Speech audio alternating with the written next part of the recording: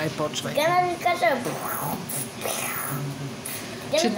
че моя приятел Милулката каза, че кръглата Лука ми каза, че баба е Дитка.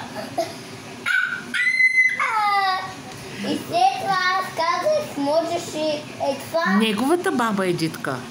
Да. Да. Може така да се казва баба му.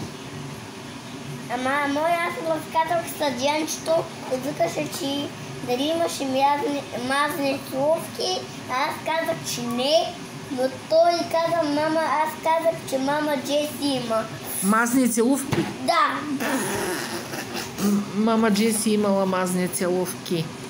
Но само, че този звук е гърмащи. Тя има силни целувки, любящи.